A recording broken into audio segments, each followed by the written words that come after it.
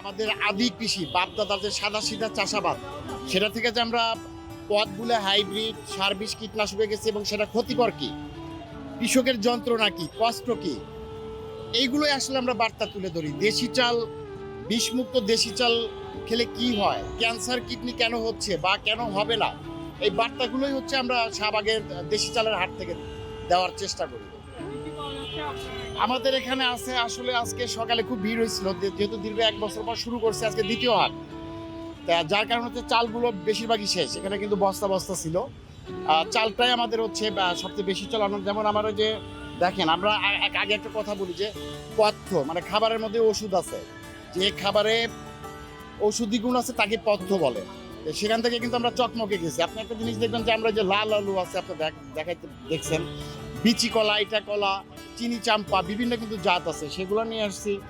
দেশি চালের, দেশি জাতের চালের মুড়ি নিয়ে আসছি, কেশর নিয়ে আসছি, টক বড়ই, কাউনের চাল, তিল, তিসি, কালো জিরা, সরিষা, বিভিন্ন তেল আছে, ক্যাস্টর অয়েল যাকে বলে, ভ্যান্ডার তেল। এছাড়াও আছে আখের গুড়, যেখানে কিন্তু কিন্তু কেমিক্যাল নাই, বন ঢেঁড়স মানে প্রকৃতির মাধ্যমে তাকে শোধন করা হয়েছে। এছাড়াও চাকের মধু আছে।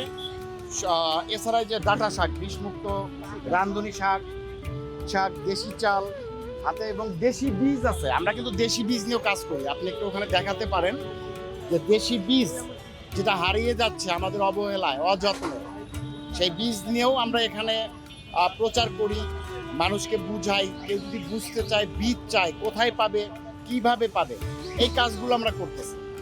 মানুষ তো একটা তো অভ্যস্ত হয়ে গেছে, হ্যাঁ, যে ভেজাল খেয়ে সে অভ্যস্ত হয়ে, তার জিহ্বায় অভ্যস্ত হয়ে গেছে। হ্যাঁ, তো আদি খাবার নিঃসন্দেহে অনেক সুস্বাদু। পরিকল্পনা আছে আমরা এটা আরো বৃহৎ করে করব, আর নতুন নতুন উদ্যোক্তারা আসবে, যারা সেফ ফুড নিয়ে কাজ করতে চায় ওরা আসবে, এবং আমাদের পরিকল্পনা আছে।